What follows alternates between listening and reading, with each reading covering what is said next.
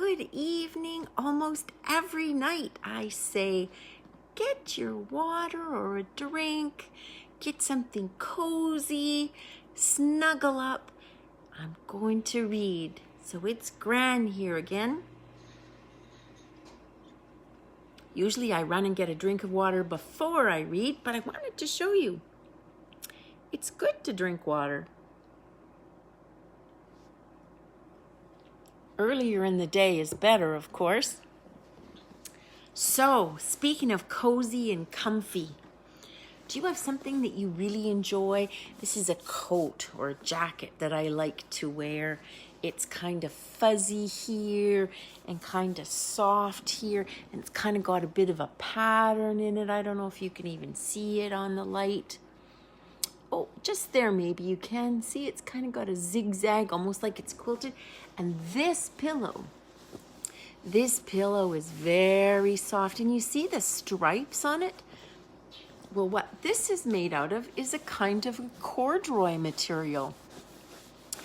And the story tonight is a very old story. And, well, you're just going to have to hear it. So, I want to say hi to Arlo and Neva and to Elijah and Jacob and Isaac and Aaron and Bennett and to Kai and to Rayan and Merrick and maybe Mackenzie and maybe to Lillian and Marissa and to Ayla and Rhea and Taylor and Max and Jack and Brandon and Luke and Lucas and Allison and Olivia and Brooklyn and Sophia and maybe Eric and maybe Fallon and his new baby brother and Cadence. Yeah, so I better read. So many friends and so many precious, precious little family people. And then the big people too. Hi, Noreen. So, the story is called Corduroy. His little pants are made out of the same kind of material as my pillow. Yes, indeed. So the book is written by Don Freeman, and he also drew all the pictures. And the pictures are just so expressive. The book was published in 1968 by Scholastic. So, this one is to Sally Elizabeth Kildo and Patrick Stephen Duff Kildo, who know how a bear feels about buttons. Corduroy is a bear who once lived in the toy department of a big store. Day after day, he waited with all the other animals and dolls for somebody to come along and take him home. He sure is standing nicely, isn't he?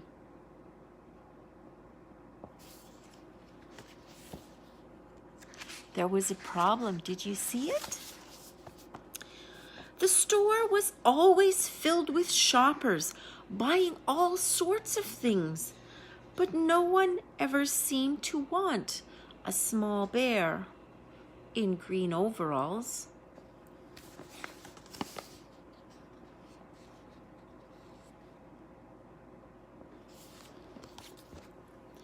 Then, one morning, a little girl stopped and looked straight at Corduroy's bright eyes.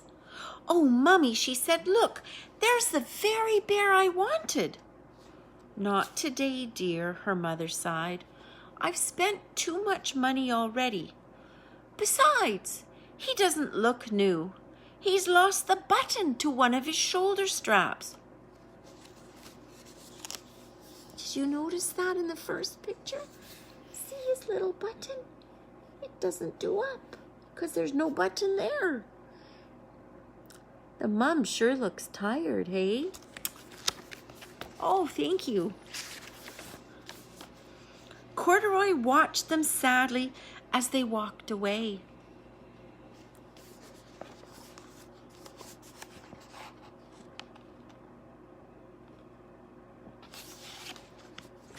I didn't know I'd lost a button, he said to himself. Tonight, I'll go and see if I can find it.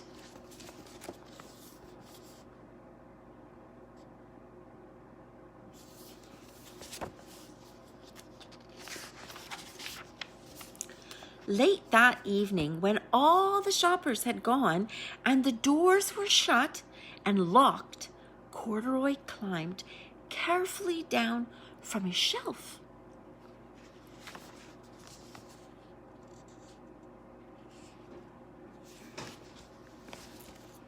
And began searching everywhere on the floor for his lost button.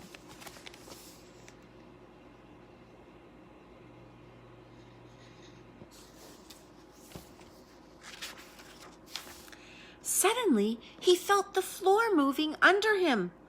Quite by accident, he had stepped onto an escalator, and up he went.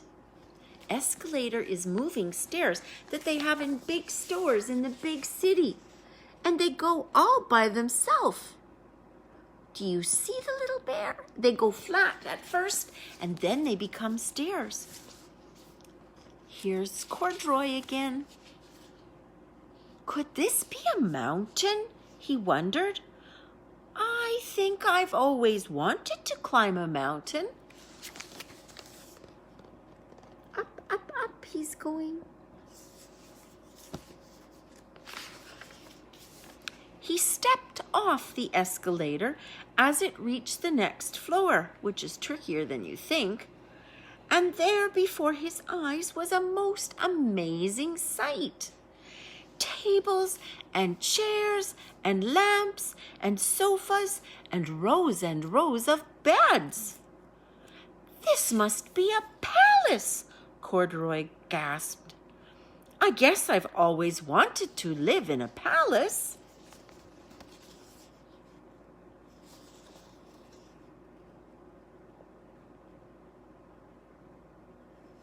Where's our little Corduroy? Oh, there he is. At the top of the escalator. He wandered around admiring the furniture. This must be a bed, he said.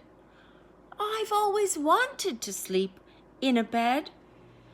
And he crawled up onto a large, thick mattress.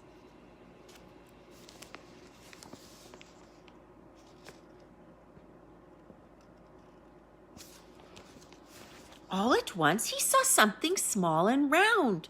Why, here's my button, he cried, and he tried to pick it up. But, like all the other buttons on the mattress, it was tied down tight.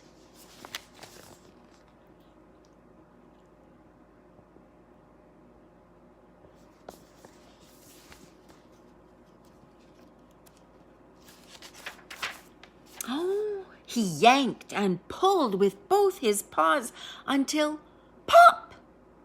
Off came the button, and off the mattress, Corduroy toppled, bang, into a tall floor lamp. Over it fell with a crash.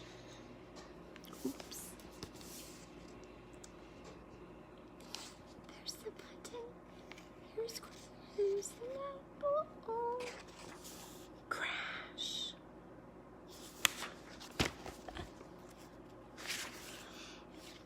Corduroy didn't know it, but there was someone else awake in the store. The night watchman was going his rounds on the floor above. When he heard the crash, he came dashing down the escalator.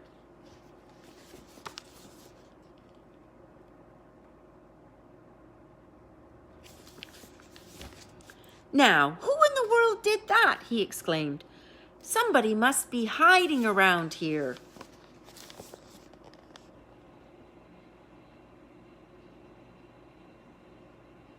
Do you see anyone hiding?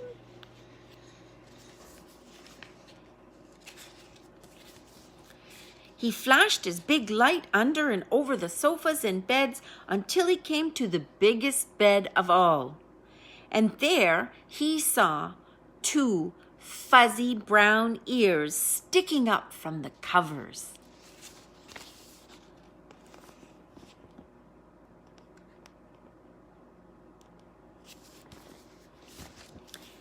Hello, he said. How did you get upstairs?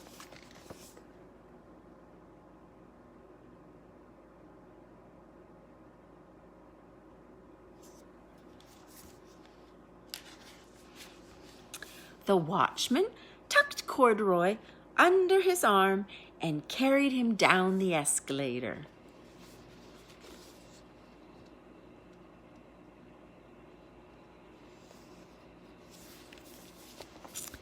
And set him on the shelf in the toy department with the other animals and dolls.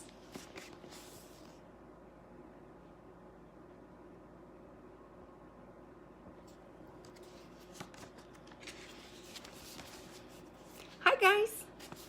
Corduroy was just waking up when the first customer came into the store in the morning, and there, looking at him with a wide, warm smile, was the same little girl he'd seen only the day before.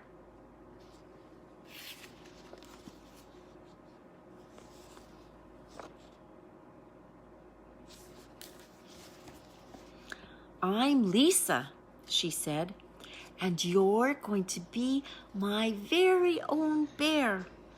Last night I counted what I've saved in my piggy bank, and my mother said I could bring you home.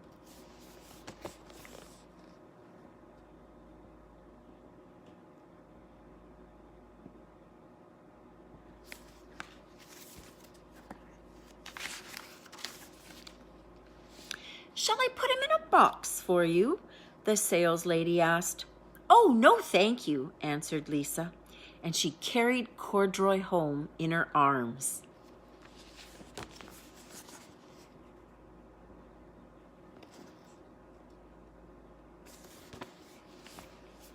She ran all the way up 4 flights of stairs into her family's apartment and straight to her own room.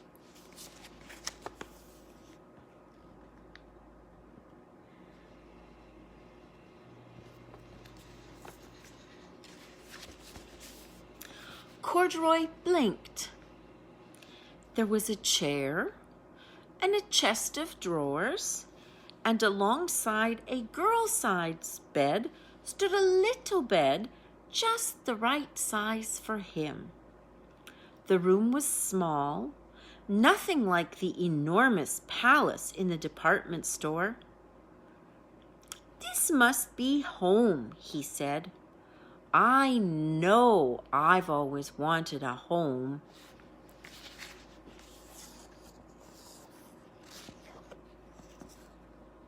Do you see his little bed there?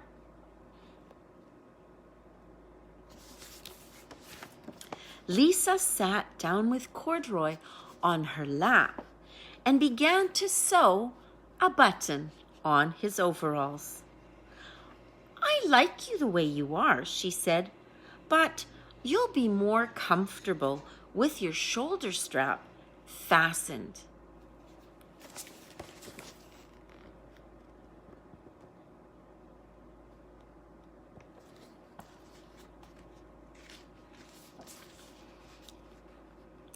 You must be a friend, said Corduroy.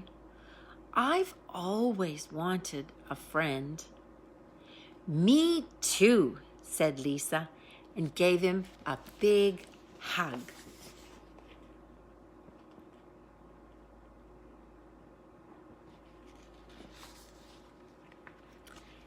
That was Corduroy. So it's really important that you get to know how to sew on buttons and that you find things that make you feel cozy. But even better is if you find even just one friend to make you feel cozy. And it really helps to know how to sew on a button once in a while. That's the story of Corduroy for tonight. Thanks for coming by. I hope you enjoyed the story. That's it for tonight. Night number 46. Sweet dreams. Jesus keep you. Hope to see you tomorrow. And remember, drink your water.